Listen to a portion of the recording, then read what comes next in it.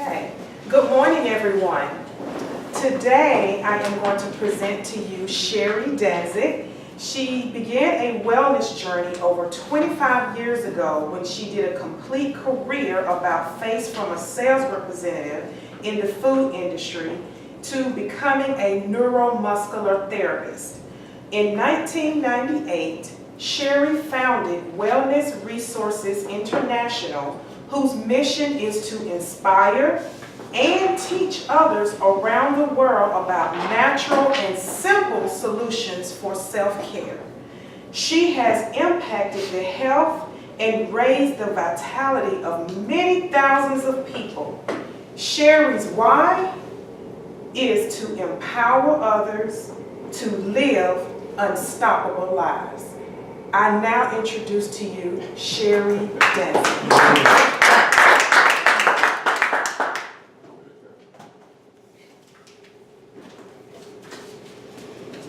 So what if I could teach you the secret to having a life where all the relationships were greatly improved? And what if that very thing could improve your productivity both at home and on the job? And what if that same thing could give you seriously a lot more balance in your life? That'd be pretty awesome, right? Well, I'm going to tell you what that thing is, but I'm guessing it's not what you think. That thing is about understanding what true happiness is all about. And that's not the happiness of getting that thing that you so want. You know, that gadget, that new car, that thing that you just know is going to make your life better and give you more pleasure. It's not that thing. That's an elementary level of happiness.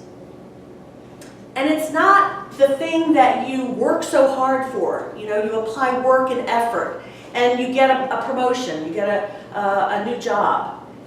That's not it either. That's maybe a middle school level of happiness.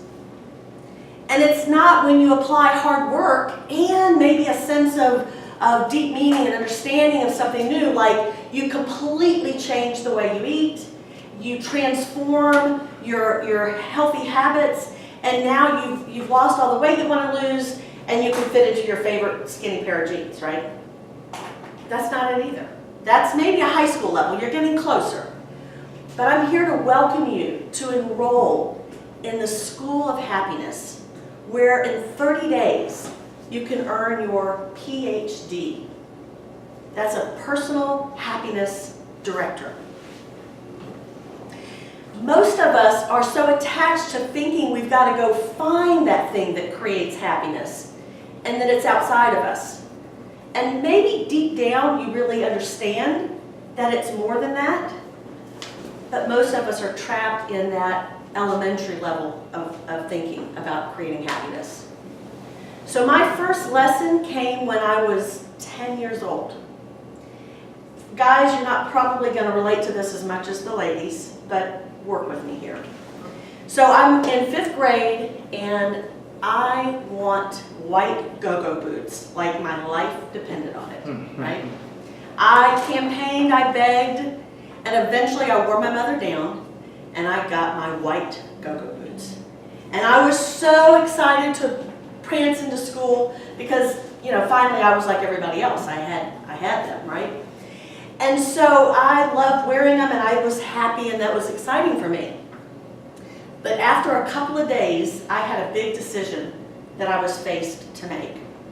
You see, I have 2 older brothers and I always wanted to spend my time with them, however it looked. And so when they included me on their shortcut way home from school, I was thrilled. But the boots were becoming a problem because we had to climb over a couple of fences and the boots were making me slow down and get stuck and cry. And my brothers went home and told my mother she needs to take the bus home, right? So I had a decision to make right then. Was I going to continue with wearing my boots and have the fancy fashionista statement that I was making, Or was I going to spend the time that I wanted so much with my brothers?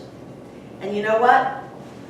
My brothers won out. I went back to wearing my sneakers, and I got to spend more time with my brothers. You know, we spend time, and think about this for yourself.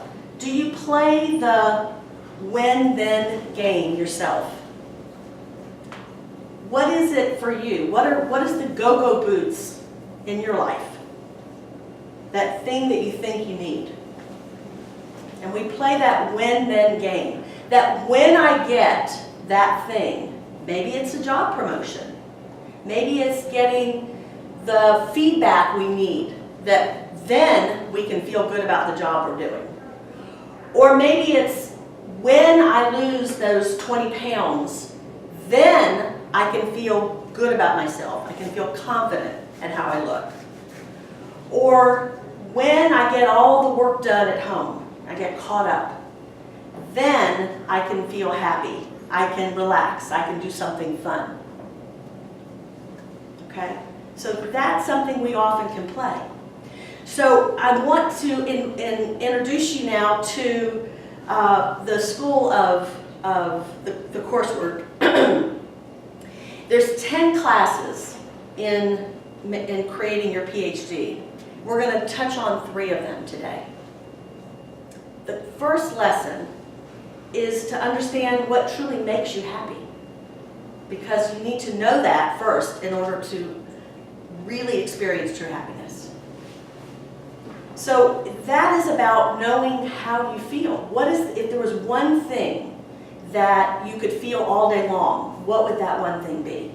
It's what you most value. So I'd like to ask you all to close your eyes for just a moment and think about a time when you were really happy. And open your eyes when you get it. And notice that it's not about something you had. Does anyone want to share? Yeah. The day I got married. That whole day made me very, very happy. And it was something that Was shared with obviously my loved ones and my family, my friends. You always go back to that time. and as a woman, we probably would feel that it was the flowers and the perfect dress and the all this and that. But probably you would have had that same feeling if you had left all that out and gone to the courthouse and gotten married. That's my guess. Mm-hmm. Right?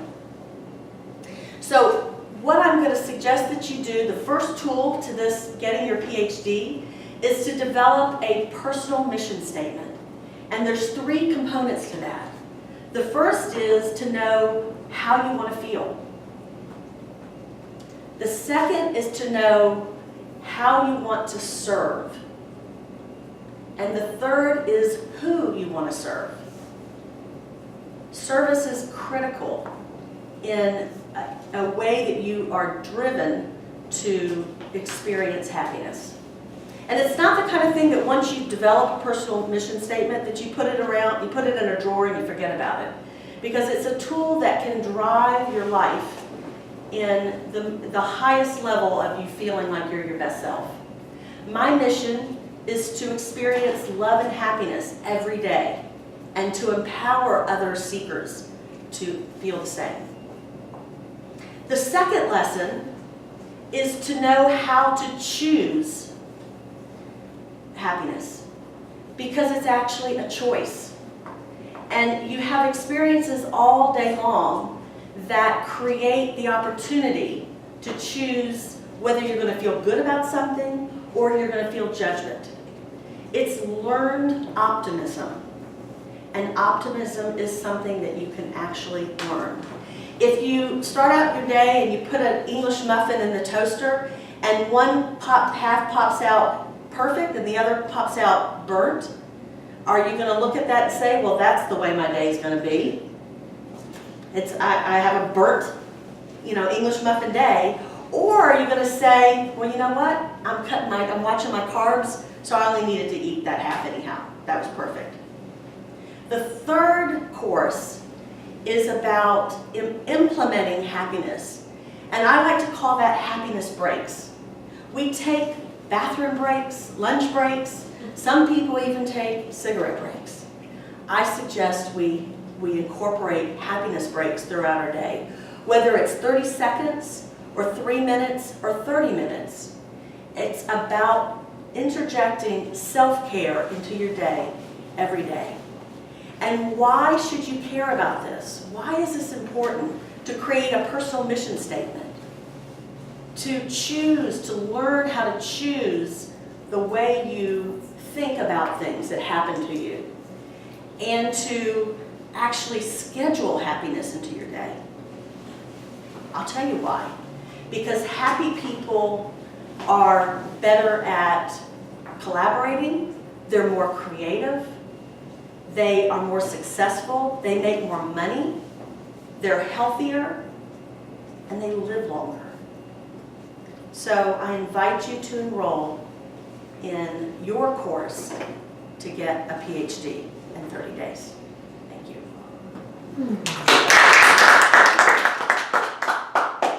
Okay, I know I stumbled a lot. You did great. That was great. Yes. You were up there You did with no great. notes. This is the first time. That was So- awesome. You did great. And I actually gave this talk. I was invited to speak for the first time, so I actually did it. I kind of had my iPad, but I actually didn't look at it. And that was a 20-minute talk, so I'm like, oh shoot, I got 10 minutes here. So it's a work in progress for sure. Okay. Well, I have deep admiration for anyone who will stand up in front of a group of people to give feedback. So hats off to both of you for being courageous in that way.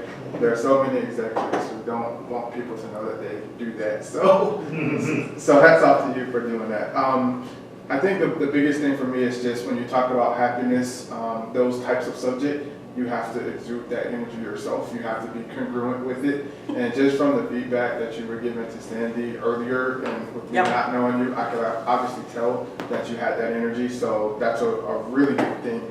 I love how you started the presentation with rhetorical questions.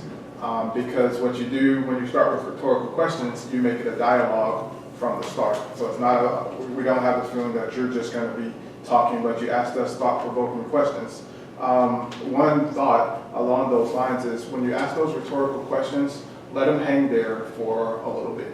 Because you asked us, I think, 3 rhetorical questions in succession, and so while I was still thinking about the first one, you went on to the second one. I know that we're in a time crunch here, but when you're live and doing, the full-out presentation, just let those things hang there for a bit. And that's actually a technique to help you with nervousness in the beginning, because even the most seasoned professionals are a little bit nervous when they first start. And so when you ask the audience a question, you feel like, okay, I've started, I've said something, but when you have that pause to let them, kind of fill in the space with their answer, then it also gives you a chance to calm down. So it works both ways from that standpoint.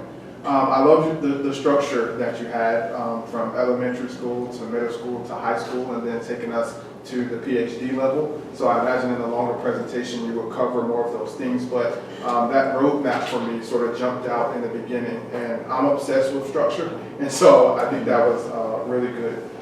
You held your position the entire time, so there was no unnecessary movements or walking back and forth. You stood there and held your position the entire time. I thought for the majority of the presentation you had great vocal variety, so your highs and lows, so your voice actually matched the thoughts that you were expressing. So I thought that was a really good job. What is your go-go boots? I like that, and I actually thought, like, what are my go-go boots? I've never owned them, but I've certainly related to what you were saying there.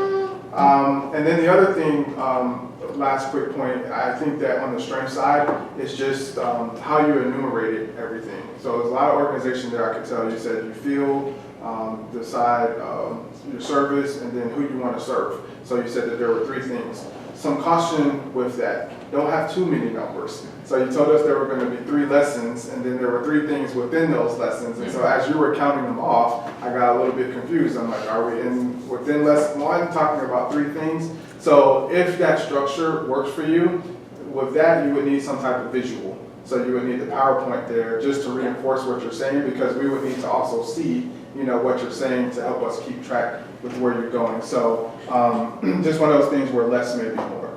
On the opportunity side, let's see, you said, I would I think a better way, you described for us, you said, how many of you have ever desired something only to get it later and kind of not be satisfied with it? And you named maybe 3 or 4 different things or gave 3 or 4 different scenarios with that. I think there's an opportunity to do what you actually did later, which is to ask the audience, particularly in a small environment like this. But you can ask anyone in a room at any time, what is something that you desired for a really long time?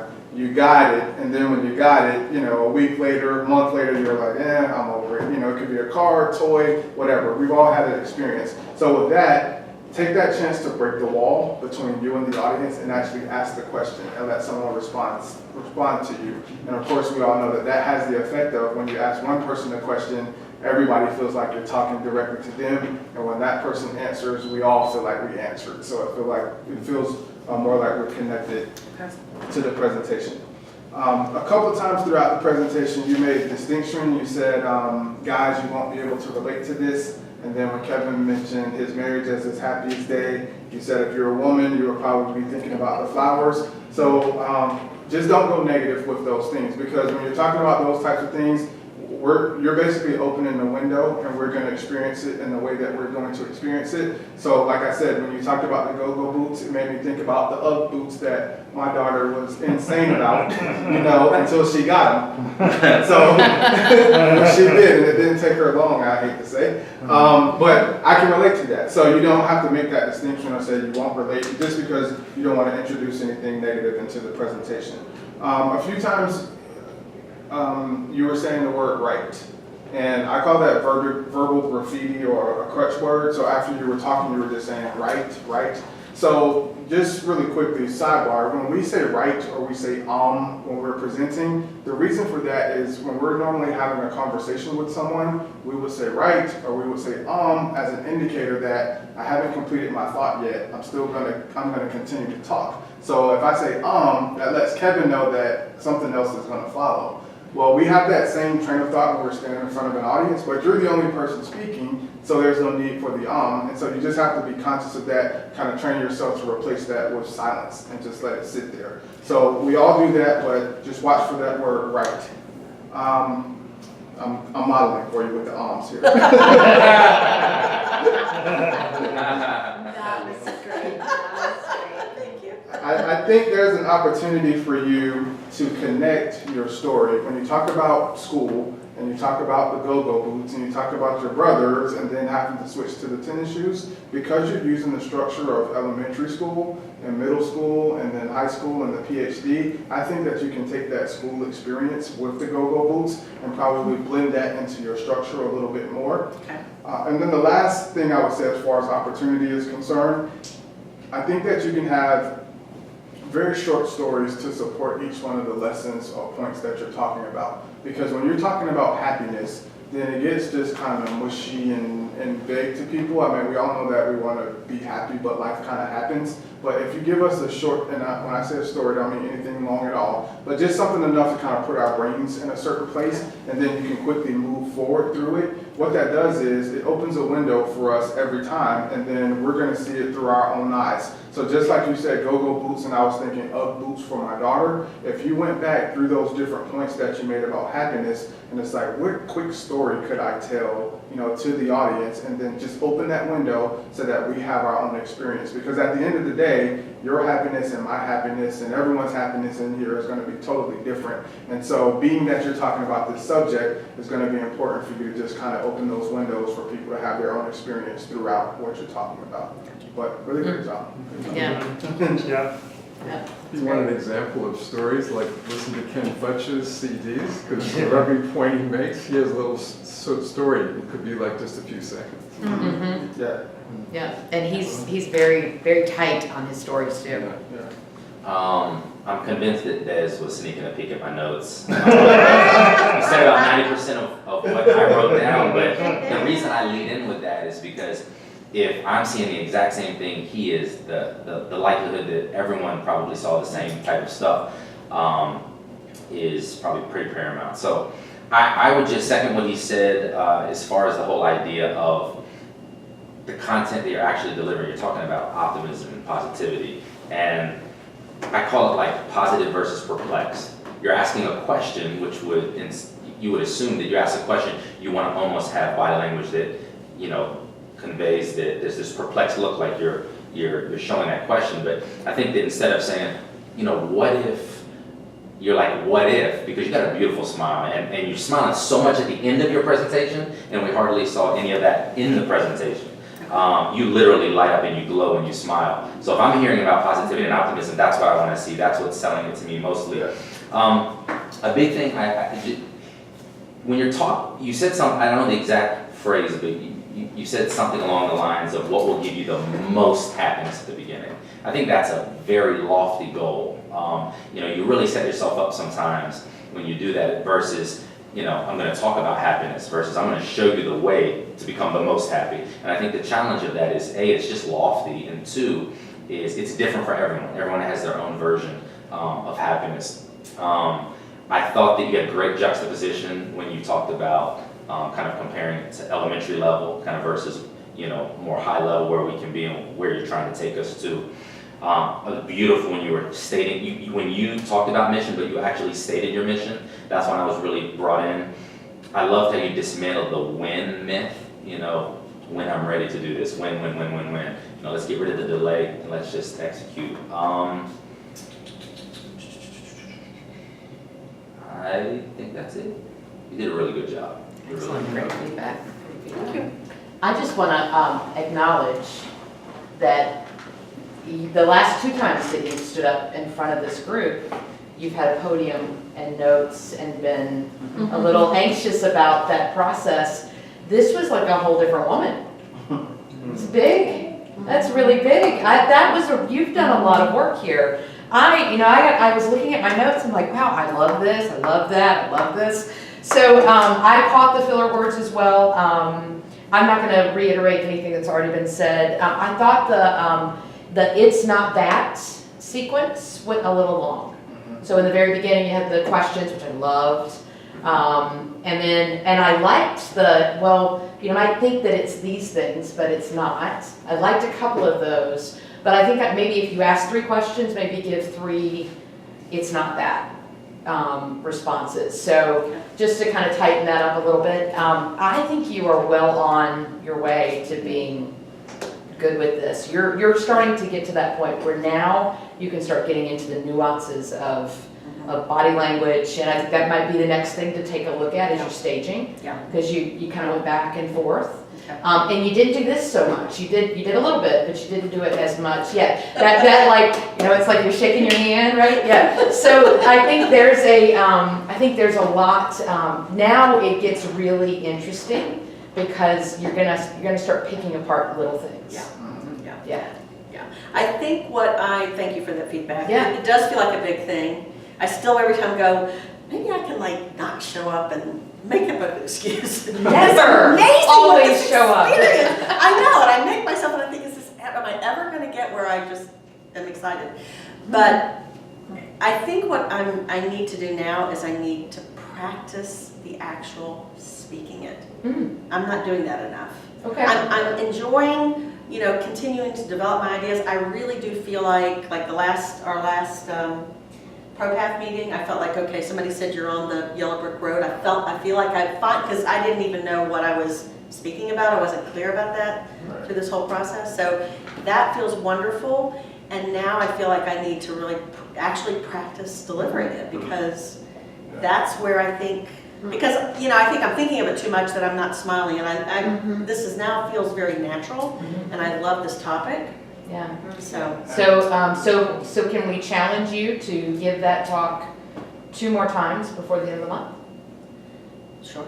All right. Sure. One quick thing for context as well. So maybe as far as this happiness, maybe you can state the obvious in the beginning. You can say, you know, like happiness is this elusive riddle, but today we're going to finally solve it, and I'm going to take you to school.